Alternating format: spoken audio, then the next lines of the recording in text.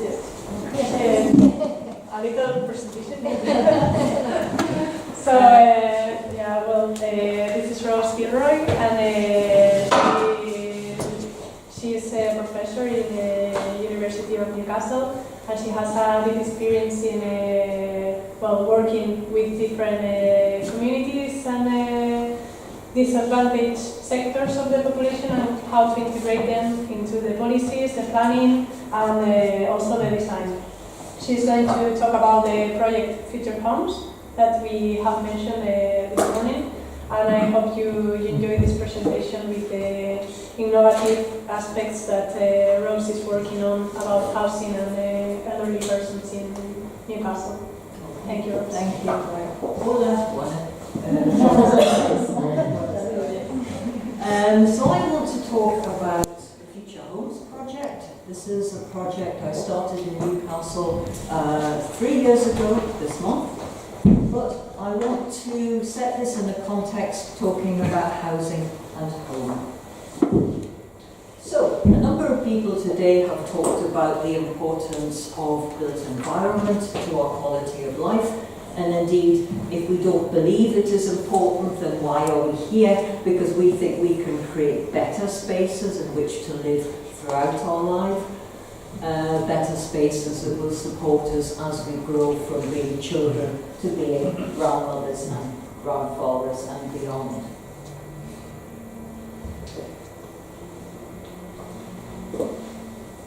With my second year planning students, I have a housing course, and I always start it the same way. I ask them to think about what are all the words you think about when you hear the word house. What are the words when you hear about home? And we have two very different conversations. Housing in Britain is very much dominated by money, affordability. How much does it cost? Who will give me the money?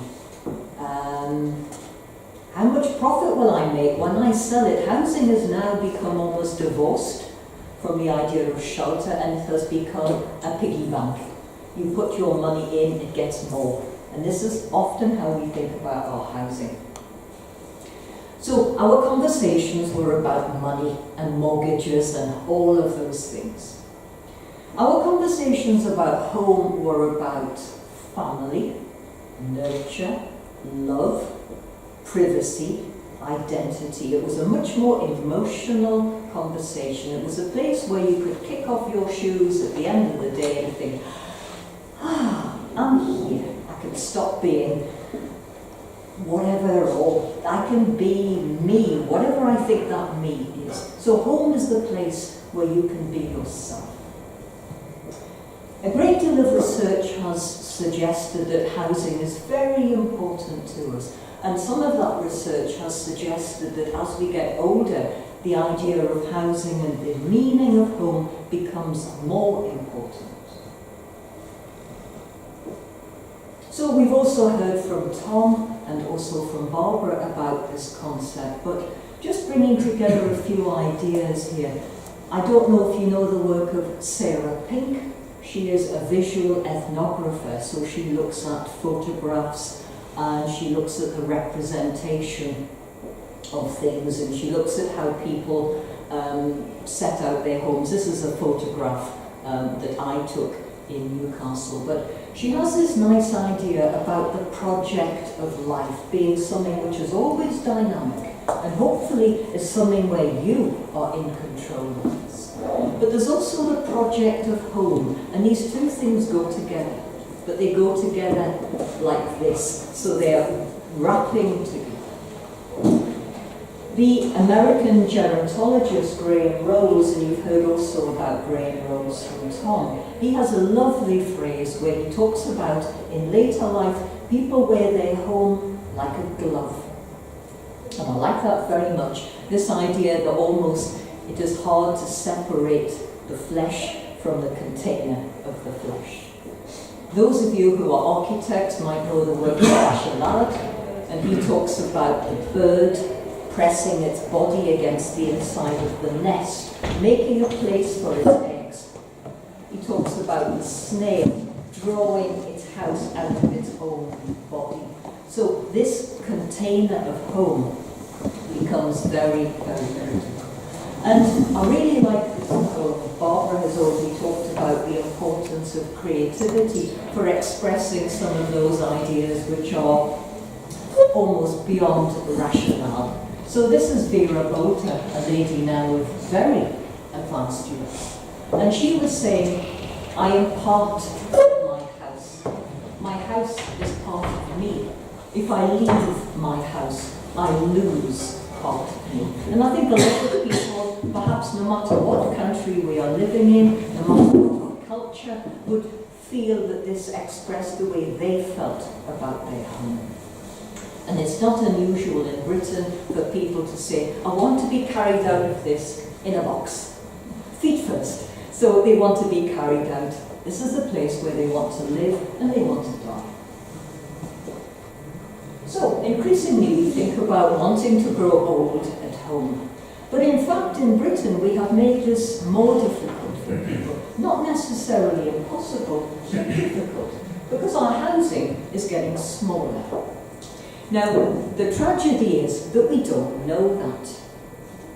If you go to the United States, or China, or India, very different countries, and you ask people about their housing, they will tell you how many square meters they have, or how many square feet. If you ask a British person, I have no idea.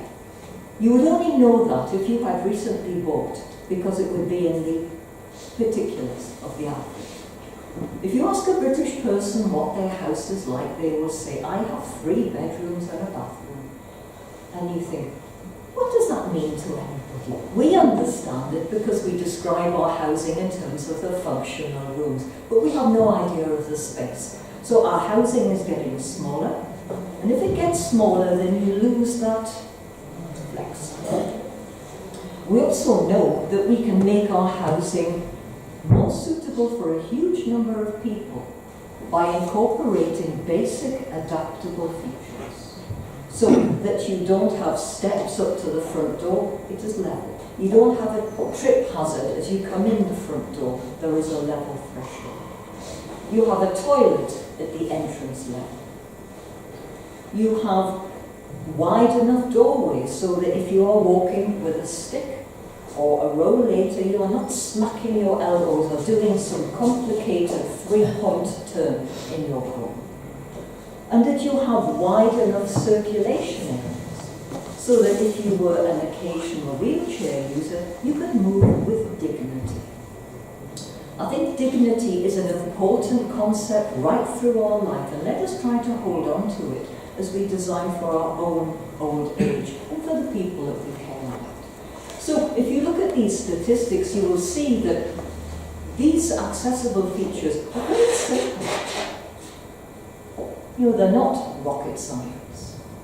But in fact, the percentage of British housing which has these is very low, and a high percentage of people are living in housing which have got no accessible features at all. That doesn't mean you can't adapt your home. It doesn't mean it will cost a fortune to adapt it, but it becomes more difficult, and maybe it is more costly.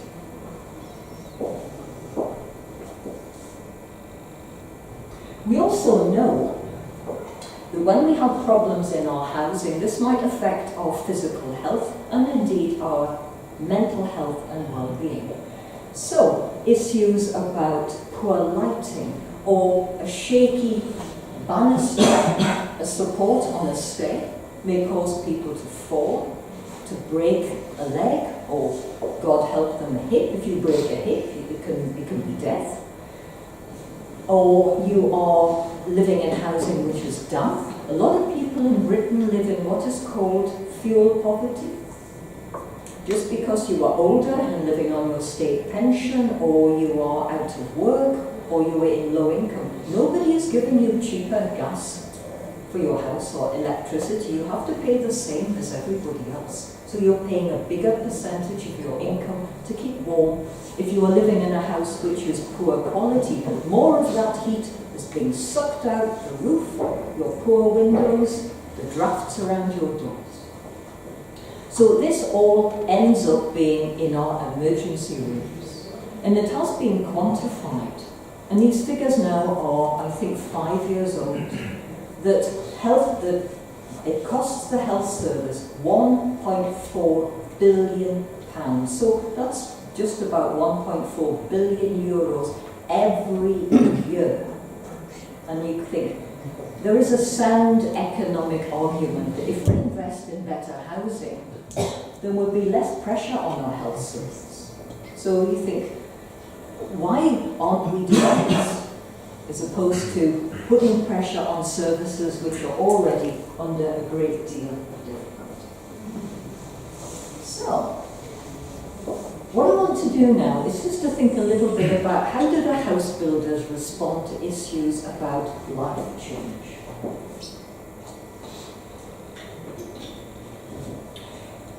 I started my working life working for Newcastle Municipality, and I worked in housing in new build.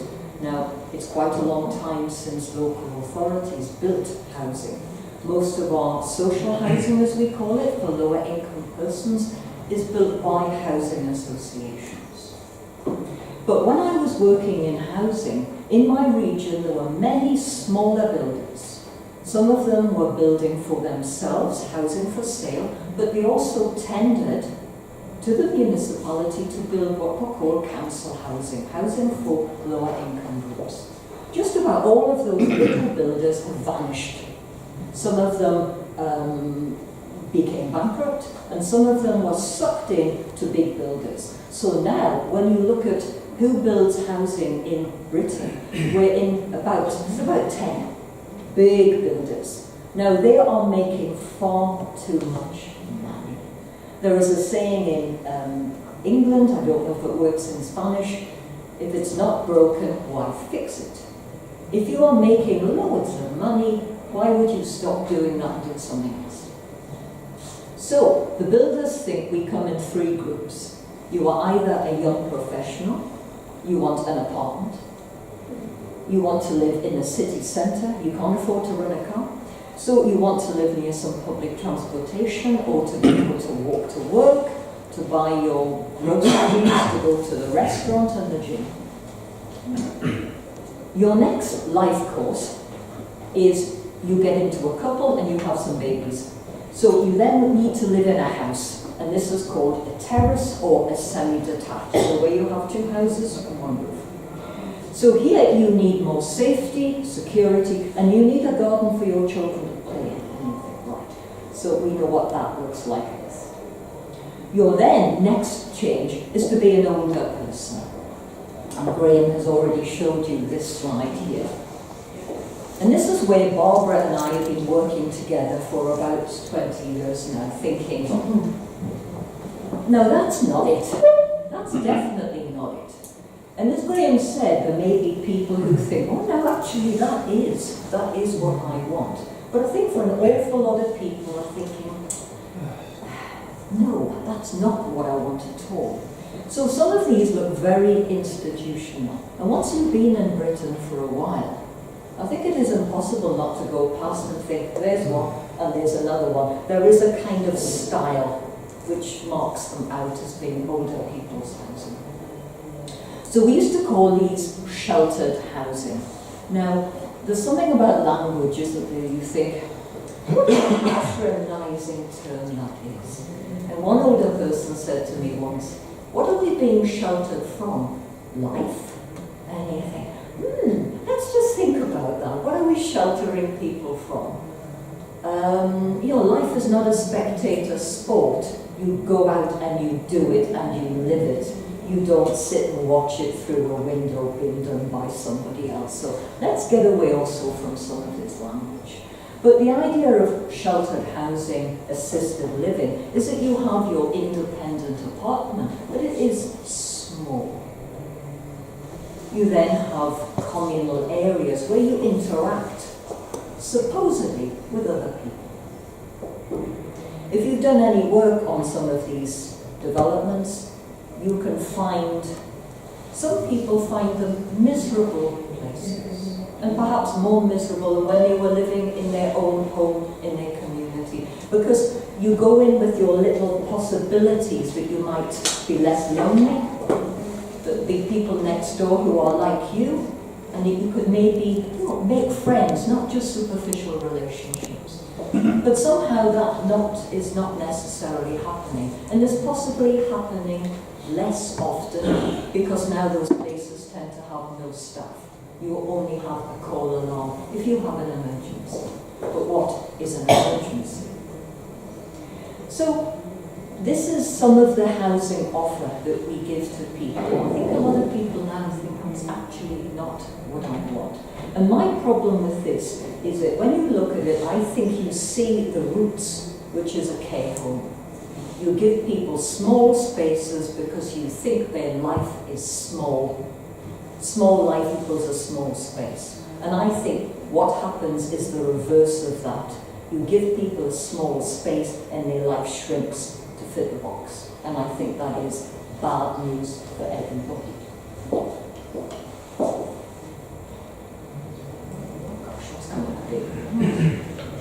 We also have the issue about spatial segregation. My colleague Simon Davut and some associates of her did a piece of work in 2010 when they were looking at European cities. And she was suggesting that what we would see was that cores of cities would be full of younger people and older people would be out in the suburbs or the urban edge. And you might think, well, maybe that is what we are seeing. But what we are also seeing, certainly in Newcastle and many university cities, is this concentration in the centre of student flats. We're getting studentification, horrible word, of our cities. And Newcastle now has 24,000 purpose-built bed spaces in these blocks. So whenever anything is built in the city centre, somebody will say, is that a student block? And you think it probably is actually. Some of these are built by universities, but many are by private investors who look at people like you and think, loads of money. You're going to come, stay for a year or two, pay high rents, and go. And after a couple of years, it's always at the bottom of the bank. I'll have made enough money, and if I have to knock it down, what does it matter? I'll have made a lot of money and walked away. So this kind of disposable architecture, disposable neighbourhoods for people who are in transit. So, instead of thinking about these things which are allegedly pull us to pieces, young people, families, older people, why not start a conversation with them? What are the things that we have in common? We need our housing to be affordable, whether it be a rental or something that we are buying. We need it to be accessible. We need it to be adaptable. And we need it to be beautiful. There's nothing wrong with wanting beauty in your lives. This is not something which is marginal and can be sacrificed. I think it is important to us as people. So, this is what I thought. We must be able to do something better. We really must be able to do something better than this. So I got to one of these moments of frustration and I thought, stop talking, just do it. Step into a space, and if it all falls to pieces, you tried. And I think you can get to that stage of thinking, I am fed up with talking about this. Let's not do any more research. Let's try and do something real. So this is where I came from. So I just want to move ahead, just a slide here. Barbara's already talked about this idea of quadruple helix. So it's the idea that you bring together university, your municipality, business and community third sector. It gets dressed up in some fancy terms, but really what it's saying is, you might be quite bright some days, and you work with people who are quite bright, but there are bright people working everywhere. We are all of us maybe looking at the same issues. If we bring together these different sectors, we can maybe understand these issues in a much richer way. And we've all got different ideas about solutions. We've got different pots of money to bring to it. So together, we could have a richer better, perhaps more sustainable set of responses to bring to the table. So, this is too much detail, but basically I brought together pieces of the university, and you'll see the National Innovation Centre here, so people who work with Braille, the municipality, Newcastle City Council, Barbara and some of her colleagues from the Elders Council. Sustainable Communities Initiative is another third sector group that works to help community groups be more sustainable in terms of their energy. And the group in the middle are business. So this is a social housing provider, Carbon, who work in a not-for-profit space. Ryder, who are the biggest architectural practice and the best in the city. Innovation Super Network are a digital network. And Zero Carbon Futures work on hydrogen, lessening carbon emissions, and do a lot of work with Nissan, big car manufacturer, on things like battery technologies. So what I wanted to do was to kind of bring a diversity of people. And I'd worked with people in the voluntary sector, I'd worked with the municipality, and I had many engagements with people across the university. I'd never done anything with people in business, and that, I think, has made a critical difference. Because if you want to talk about things, there are plenty of people who are good talkers. But if you want to do something in the real world, you've got to have the people who've got the money. Now, in the past, the municipality would have had the money to be able to respond to issues. But in our country, Newcastle City, along with many local authorities, has been starved. By 2020, our local authority will have lost £100 million, so 100 million euros in government grant, because our central government thinks that local government should be self-sufficient. You should draw from businesses, you should draw from your local citizens. If you're in a rich area, maybe those things are possible, but if your population is quite diverse and there is great inequality, this is much harder to do. So you respond by cutting services. And Tom talked about this morning. Can you be an age-friendly city when your library only opens for 3.5 days a week, where you have closed your lunch clubs, where you have done these kinds of things? Services which were important in bringing people together. If these things are under threat, where is your reputation in working on age-friendly? So, Newcastle City is now the child with its nose pressed against the sweet shop window. It used to have the money, but now it can only look.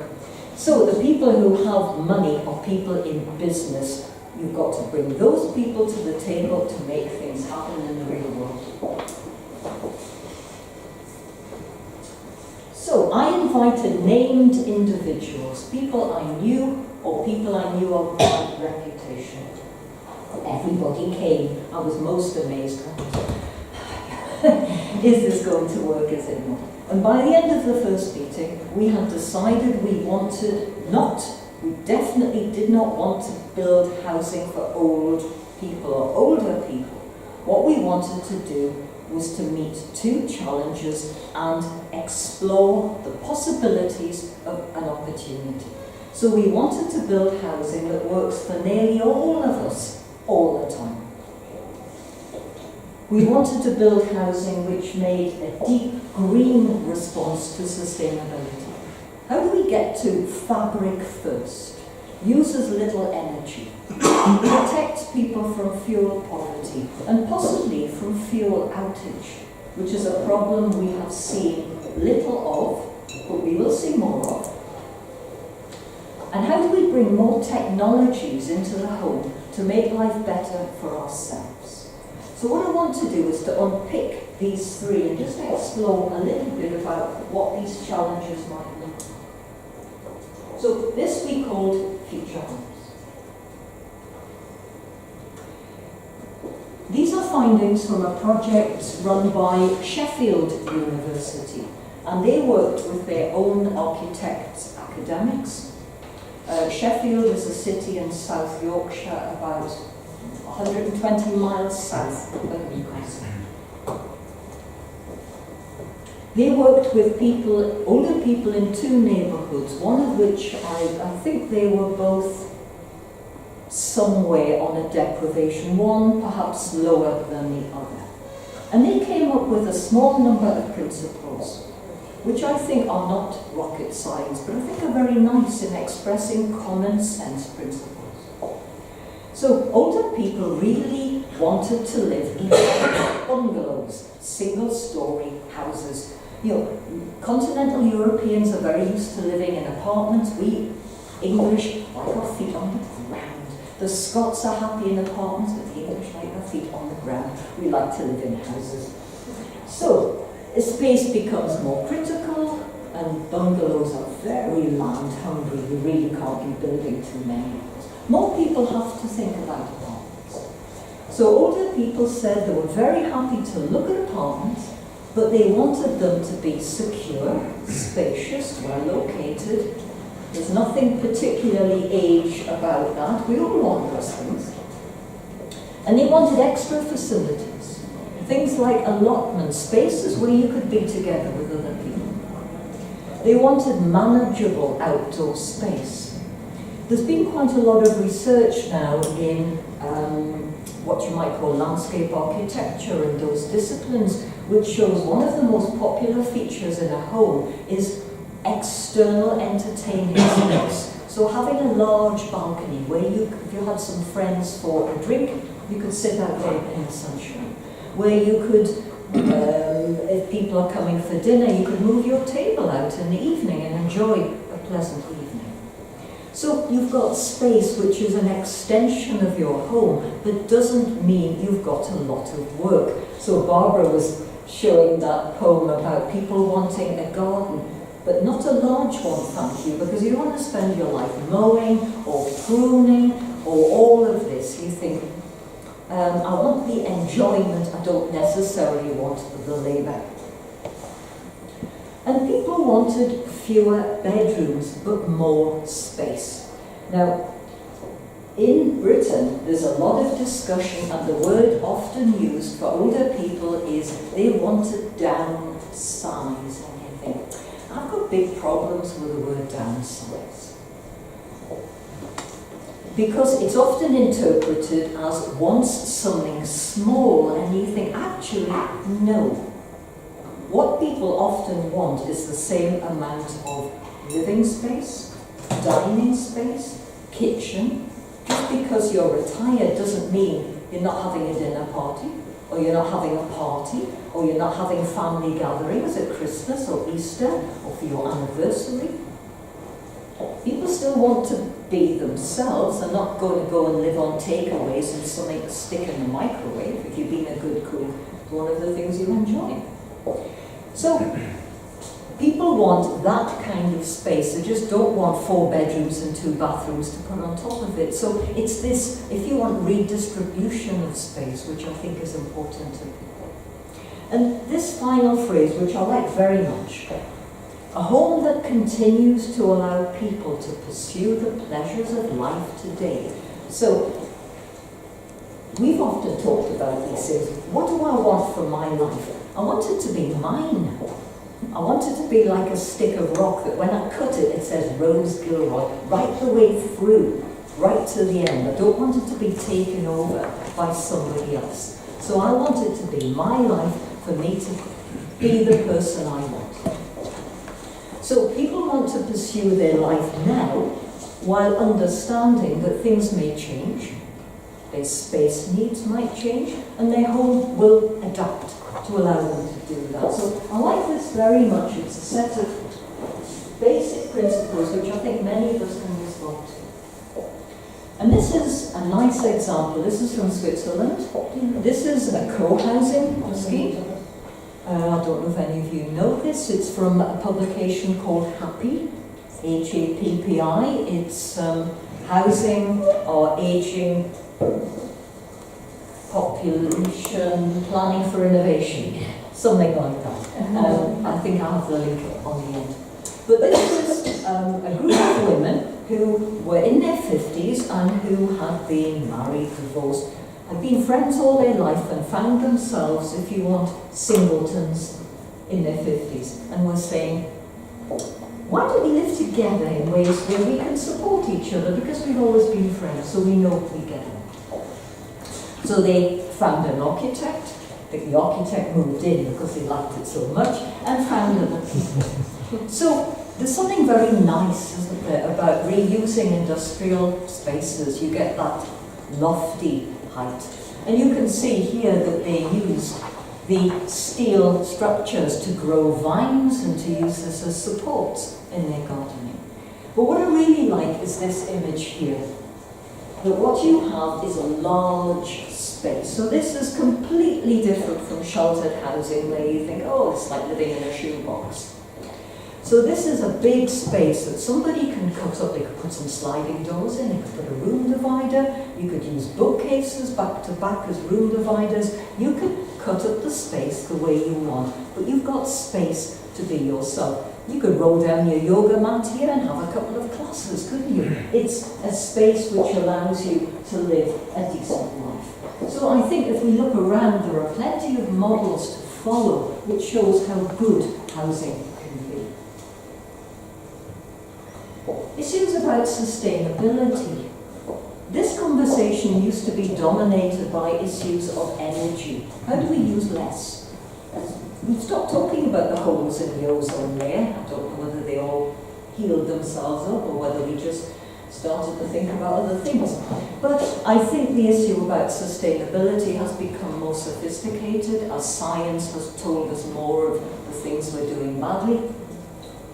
So in terms of housing, we can think about the circular economy. How do we ensure that the things that we knock down we can reuse? How do we ensure that we are using paint which doesn't make us ill, which absorbs toxins? All of these things are possible. How do we ensure in our daily life that we are not becoming, plenty of young women in this room, this idea of disposable fashion? I will wear it, photograph myself, send it out on Instagram, and then what? Throw it in the back of the wardrobe, throw it out, and you think, ooh, we're getting much more of a throwaway society. Can we stop that and really think more responsibly about what we're doing in terms of furniture, recycling, waste? This is an image from 2017. In my city there was what was called a Newcastle Waste Commission, and they were concerned primarily with food waste. In Newcastle, each family of 4 wastes about £700 in money, food a year. And you know how it is, you're walking around thinking, oh yes, I'll do something with cauliflower this week. Some days later, or it's even worse with lettuce. When your lettuce goes in, what kind of liquid? In the salad drawer, you might eat your lettuce, and you're thinking, so you're throwing it out, it's no longer attractive, you don't want to eat it, you throw it away. So how can we do something about that? But how can we collect our waste in smarter ways? What does this mean for recycling inside our homes in terms of the design? How can we nudge the behaviour of citizens to be more responsible? Can we do that through the ways that we design? And I'll just put up a slide here of things which are now very commonplace. So things like solar PV, solar thermal, pulling heat out of the ground, geothermal, biomass, heating your house by plugging your, instead of charging your car from your house, you can run your house from your car, seeing these things done. None of these things are terribly new. But in the UK, the house builders just don't do these things. If they are done, it's because an individual has made that personal commitment and dug into their own pocket and done it themselves. You think, why can't we just make these things the way we do it? So if you are changing the way we do business, mainstreaming some of these ideas. And thinking about digital innovation. In sheltered housing, what we used to do, and some people still do this, is you give people a call alarm pendant. So if you fall and you're lying on the floor, you can press and somebody will come and pick you up. An older man wants, well, I mean, women wear necklaces, but you think, gentlemen don't tend to do this unless it is a chain of office, they are a mayor or something like that. So one man said to me once, why can't these look like iPods? And he said, why can't they be iPods? And you think there is no reason. We have convergence now of technologies. There are things which can be discrete. So if you need support, why should everybody know this? Why can't it just be something that you know? Increasingly, if you have the money, because these are not cheap, you might be using an Apple Watch. You could move into something and your watch, you've got an app. That can, so you think, oh, nobody knows that you are actually on this call alarm system. But, you know, we've gone even beyond that. You can get a net that you put into the floor and cover it over. And if you fall, the floor will tell somebody you fall, and you think, come on, you know, we're doing these things. And why aren't we doing them? Because people don't know. If you don't know, you don't demand it. So part of this is about education. And the other reason, of course, is money. People go, oh, that's expensive. Can't be doing that. At the moment in my country, I am ashamed to say this, but let us expose them for the villains that they are. The House Builders Federation, which is the conglomeration of housing developers, have objected to the 18 local authorities who are now saying that all of the housing in their municipality will be built to accessible standards. There is no national commitment to this. It is for each local authority. And the house builders have said, well, where's the proof? And you think, where do I start? 43% of all households are lived in by somebody. The head of household is 55 or older. By 2050, I think, a bigger percentage than that will be headed by somebody more than 65. We're an aging population. People need a bit more flex. How much more do we need to prove this? The problem is that for the builders to do this, it will cost on each house, wait for this huge amount of money, £531 per dwelling to make it accessible. In the first 6 months of last year, the house builders made £585 million gross profit. You think, this is called greed. This is shameful. Shameful. The amount of money needed to do this is tiny. The amount of savings for the health service, the better quality of life on which you cannot put money is huge. So shame on them. But we also have issues about these things are very fast moving. We are now getting to the idea of the cognitive home. So, this is now possible. You are watching television late at night. You're dropping off. Your house realizes you've fallen asleep. It dims the lights. Turns the sound down on your television. Turns off the washing machine and the dishwasher because now the television is down. This is quite noisy. You want to sleep. Turns the alarm on so you are secure. And, really exciting, your sofa gradually shifts its position so that when you wake up you don't feel as you do if you've fallen asleep. You know, if you've fallen asleep on the long haul flight and you wake up and your head is kind of pinned to your shoulder and you think, it actually, you feel that you've, even if it was only half an hour, you have slept better. This is all possible. Now you might think, oh, bring it on. Or you might think, oh, I'm not very sure. Quite a lot of houses in the United States are now like this. There is an increase in the percentage of women who are now being harassed through home technology. Think about it. You have broken up with your once best beloved who is now not. This person still has the codes to your home. they hack into it. In the middle of the night, your lights come on and your music comes on. So, my sisters, how would you feel about this? Cool?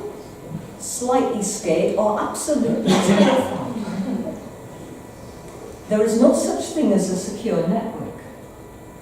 Those of us who use Facebook, I'm not one of them, will know all about this data. What we need to do is to think about what is good digital innovation. Not simply because of the things that Graham has talked about with a let's not take away our capability, because if you don't use it, you lose it. So let's not take skills from people while they're still able to do them. But let's also think about things which do something for us. A colleague of ours, who gets given a lot of stuff, has an Alexa. His wife said to it, give me a recipe for asparagus. It had a think and tried to give her a recipe for sparrow. So you think, right, is it looking at quail and substitutes, you take one, remove quail and put sparrow, a little chirping bird, and you think, yes, okay. Could I be bothered? No, I don't think I want to do that. But let's think about those deep issues. Who owns your data? Who are they selling it to? What are they doing with it? What are your rights? Let us have a meaningful conversation about ethics and ownership, and let's put that out there now so that we can get an ethical framework with providers and citizens and those who are commissioners of services. Let's do that before we think, I want it because it's bright and shiny and it comes in bulk. Because it's so easy, there's such a huge explosion of things which are possible, but do we really want to go there? Let's take a breath and think about it again.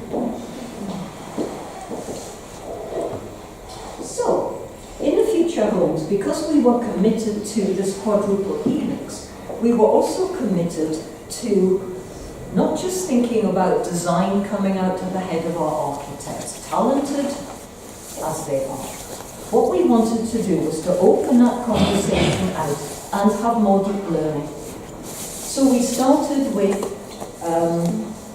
conversations with what I call in-community health professionals. So people who are occupational therapists, I have no idea what that is in Spanish. People who worked with families where there was a child who was autistic or somewhere on the Asperger's syndrome. People who worked with older adults living with dementia.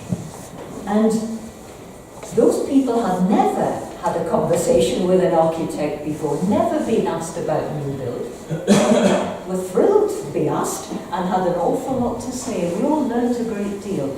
Some of it we knew, and some of it was, for goodness sake, don't do that, because that's a disaster. Why don't we do this? But we also learned a great deal about the home as a sensual space, about light, about glare, about shadow, about the importance of quietness. So trying to think about those things. We then moved those conversations into working with older people, so these were colleagues of Barbara's, and we had a number of workshops there. We had workshops with parents who have little children. How do you divide the space between grown-ups and children so you're not crunching pieces of Lego right through your house? And we had whole co-design days with representatives from the steering group. And we had some windfall workshops with middle managers from housing. So trying to bring lots of ideas in. Now, I would be a liar if I said we could incorporate everything, because please, this group of people, you might think, oh, that doesn't work for those people. So there's something about trying to get into things which are a best fit for most people, bearing in mind that we can't do everything for everyone. So, just coming to my final slides here, thinking about what are we trying to do. So, in respect of demographic change, we have committed to thinking about the structure of our homes will be in the external walls. So we will have flexible and movable internal walls. this is not rocket science. These things are done, but let's just do them as a way of saying this is good practice. So we create flexible space. We want bathrooms that support dignity, because Graham's example of helping his mother-in-law, a lot of, let's think about toileting, a basic need. Most of us have managed this function since we were about 3, barring the odd little accident we might have had. So, we want to continue to do that. I don't think anybody in late age wants their husband or wife to help them with this thing. You think, is it really what you want? Would you want to call your son or daughter to help you? And you think, not really. Why can't we have facilities which allow people to manage this very basic function with dignity? So let's work towards this. Let's think about kitchens that work for 4 or even 5 generations with maybe changing levels. And let's think about how do you make community? I don't think, and certainly having worked on sheltered housing where you put an older person, you think, right, boys and girls, make a community. That's not how you do it. You don't do it by just putting people together. I think you do it by giving people things to do together. So micro allotments, spaces where people can garden, and if you are no longer able to do that, but you've had a garden, you can give advice. I wouldn't grow carrots here because the soil is wrong. This is advice. So places where people can come together as a community and share an activity. On sustainability, trying to reduce waste, partly by giving people growing space. Trying to think about new collection modes, though this is something for the bigger area, not just for our estate. Issues about recycling. The area that we are going to develop has what is called SUDS, Sustainable Urban Drainage. And if you're familiar with this, it is a response to the danger of flooding. You also get greenery, you get water, frogs, birds. It can become pleasant space for your children to play, or pleasant space just to look at. Trying to reduce potable water usage. It is a shameful thing that in Western Europe, most of us, we flush our toilets with cleaner water than most people in the world ever get to drink. Now that cannot be a just situation. And I think issues about water tend to be forgotten, but as we know, probably future wars will be fought around this scarce resource of water. So how can we use grey water capture? How do we use rainwater? We could flush our toilets with rainwater. Again, it's not rocket science, we could do that. Taking a fabric-first approach to energy, so trying to reduce the amount of energy that people use, and maybe experimenting with vehicle-to-grid. And in terms of digital innovation, some of our offer here is about hard data. So it'll be environmental monitoring, thinking about air quality and humidity within the home, thinking about the performance of materials, thinking about how much water, etc. is being used. But we may also be experimenting with the Internet of Things. We're just starting to open this up. And for people who might move into our housing, who might need that little bit more support, to think about how this would be done in ways which are discreet, but are also effective. So this is some of the things that we are attempting to do. So, last April, we became a company. We are now at Company's House. We have won money from industry. I went to a big insurance company, Legal and General, and pitched for money, and was amazed that they said yes, and have actually paid. So that was very nice. We've held co-design workshops, and say we won money from Newcastle University to do this work with health professionals. The reason why we became a company was because we thought we're building one development. We're going to be on site building 53 units by the end of the year. So we've acquired a site not that far from the building which Graham will be living in, the Innovation Centre. But we thought this isn't alpha and omega. It would be the first, there will be others. But we also are committed to being a learning organisation and to going forward working with researchers. And as we know, research doesn't just happen in universities, it happens in many, many sectors, and certainly happens in business. And also to partner with business and industry in trying to develop innovative responses. We wrote a strategy for Newcastle City and also for the rest of the site. We have development finance. So this was the advantage of having a multi-sector partnership. The university doesn't have money to build housing, but our social housing provider won government funds of more than £1 million and is putting in £6 million of their own into this project. We had sponsorship from a building society, so these are people who finance house purchase. They financed our exhibition, which is part of the Great Exhibition of the North. And we are about to start discussion with industry partners on what we call the demonstrator units. So we're building 53, and all of these dwellings will have this adaptable space, be sustainable, etc. But in 5, what we want to do is to lease them as a shell, so that industries or industry collaborations could fit them out and test products which are past that proof of concept stage. So they are, if you want, safe to be tried on real people. And they can test those out and get some of the greater learning from this. So this is our idea, and we already have one of those partners on board.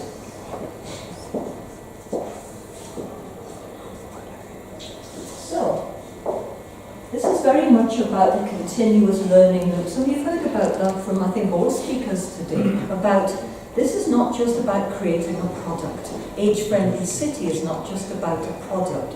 It's about trying to do something different and to appreciate that you can't do everything, but in the future you could make continuous improvement as you bring more voices into this. So we will learn from the data that we get from our dwellings. We will also get data from sitting down with people and saying, what is it like to live here? Now that your mum has come to stay with you and we know she had a stroke, how is it for her? So try to find out what it's like as a comfortable place where you can be you. Because data is not just about water and energy, it's also about the human experience. So we will feed this back in because, as I've said here, the best is always yet to come. So this is our site here, this is Helix, the Innovation Centre is here, but in that red line, this is where we will be building our housing. So, a few references there, and can I thank you for your attention.